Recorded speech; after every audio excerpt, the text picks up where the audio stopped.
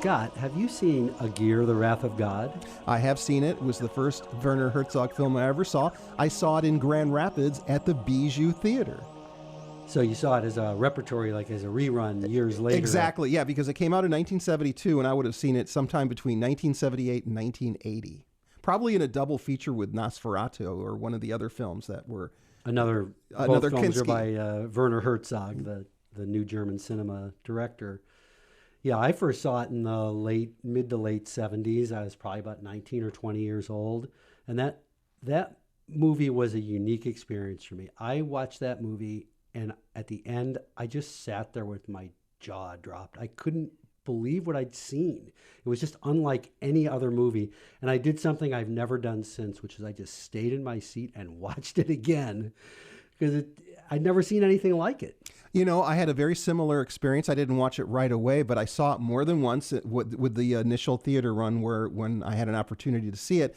And again, I had the same experience. At the end, it was, even though the story is rather simple, and you've got soldiers, you've got a certain level of violence in the film, but what I took away from it was more like this meditation on something that I didn't really understand. You know, I suppose it's just the nature of the universe, but you're just so overwhelmed as a viewer. You're overwhelmed with the nature that Herzog presents as these people travel through the Amazon. Well, and that's Werner Herzog, the German filmmaker. You know, he was one of the leading lights of the new German cinema that hit the United States in the 70s, along with Rainer Werner Fassbinder. Wim Wenders is probably the best known among them now, well, and Herzog.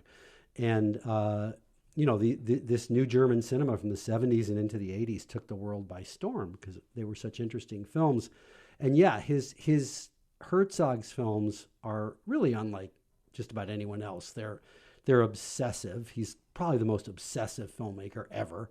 They're these visionary meditations on the massiveness and mercilessness of nature. And then in this huge nature are these human beings who desire to accomplish great things in impossible situations. And sometimes these great things are good things, and in some of the movies, they're evil. Yeah, and in this one, it's conquistadors, Spanish conquistadors, who want to find the fabled city of El Dorado, and where they think that they're going to have all sorts of gold and that they're able to conquer people and take over the land, and yet they are trespassers. And they're surrounded by people who are the indigenous people. Although, what's one of the things that's great about the movie is you only get glimpses of them throughout the whole film. It's true. Well, there's the people they've sort of enslaved. The people. It takes place in Peru, and it was shot in Peru on the Amazon River. But there are the Peruvians who they've sort of enslaved and forced to lead them on this expedition. The ones that came from the mountains, from the Andes Mountains. But the people that live by the river, you only see at a distance. Basically, they're shooting arrows at them. And stuff. Except for one couple, they do interact with one couple, right? And but other than that, it's just glimpses, and it's this sort of this danger that they cannot see, and that is truly dangerous. Yeah, and like you said, it's a very simple movie, right? So it's this story of Spanish conquistadors in the New World, in Peru, doing what the Spanish did in the Western Hemisphere, taking over. They're on an expedition. They're in search of the mythical city of El Dorado. And they get down to the Amazon, and all the land is flooded, and they can't proceed any further. So the leader of their expedition decides to send a group of 40 of them down the river on rafts. And they're supposed to find the city or get closer and send word back. But then soon the officer, Aguirre, who's played amazingly by Klaus Kinski, the first movie Kinski did of 5 with Herzog. And probably his most iconic role. Yeah. Or with maybe coupled with Fitzcarraldo, another Herzog film. Yeah. And he's also amazing in Herzog's remake of the silent classic Nosferatu, the vampire film. That is correct. He's great in that. But yeah, he's most famous, as Herzog is still, I think, most famous for Aguirre, the Wrath of God. So anyway, this Aguirre officer is power hungry And then before long, we start to see he's quite insane and takes control of things, and then we see what happens. Now, one of the things that I found interesting, and I didn't, maybe there's an explanation in some of the dialogue that I missed, but the fact that the Aguirre character has his teenage daughter along on this journey is kind of bizarre. And then one of the officers has his wife along on this journey, you know, which was to me, there was a big question mark. Like, why are they in this dangerous situation by their family members? Well, part of it shows that absurdity, the Herzog thing, where he shows the absurdity of human beings in nature trying to accomplish things. And here you see these people, they're hiking through the Amazon, but they're wearing, like, I mean, the conquistadors are wearing their military stuff, right? But they're still wearing heavy armor and stuff, which is impractical. And then they're carrying the women in these like carts and stuff. You know, they're dressed up in regular dresses like royalty, and it makes no sense. But that's Herzog. And I mean, we should say that, you know, the story sounds simple, but really what makes it so amazing, the reason why I saw it that first time and couldn't believe what I'd seen, is it's just visually amazing. And the way he shot it, right from the opening scene when they're like ants going down a mountainside enveloped in clouds, and then there's just these endless shots of them on the rafts in the river, these circular tracking shots around the rafts, and it's just very existential and surreal.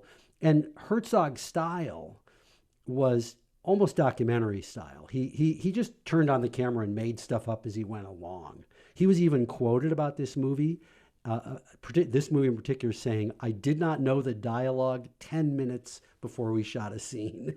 You know, they were like just making it up. And nowadays, Herzog is far better known as a documentary filmmaker. The second half of his career, he's done many more documentaries, movies like Grizzly Man or Encounters at the End of the World about Antarctica.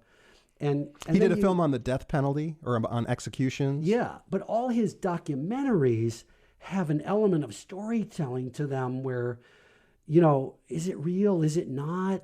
And Herzog's basic idea is that everything he shows is real on some level. Well, it's funny about the dialogue was created 10 minutes before they shot it, and you don't remember the dialogue. You remember the sound of the river. You remember the sound of the wind in the vegetation, and the sound of birds and other animal life. That's really the main dialogue in the entire film. Yeah, it's all told visually. It's and with sound, and it has an amazing soundtrack too by the German electronic band Popol Vuh. I'd never heard a soundtrack like that before when I heard it, just kind of droning electronics. And, you know, you mentioned about your experience when it ended, you had to see it again, and the final shots of the film have been implanted on my brain. We don't want to give away any spoilers about what happens to the characters at the end, but it's just this overwhelmingly mysterious and just almost hypnotizing series of visualizations that happen at the end of the movie. Yeah, and that ending and the visuals of it is where we really see Herzog's, the way he shows the extremes of humanity, his obsession with rebels and outcasts, and with madness, in particular insanity, and it's even funny in parts. We can look at back to Encounters at the End of the World, his more recent documentary about Antarctica, and in that movie, at one point, he asks one of the scientists, "Is there insanity among penguins?" And you laugh when he asks it, but then they show this penguin that walks into the interior to certain death. And you go, yeah, that penguin's insane. And you understand Herzog's kind of strange worldview that has a ring of truth to it. All right. Well, thank you, David. Thank you.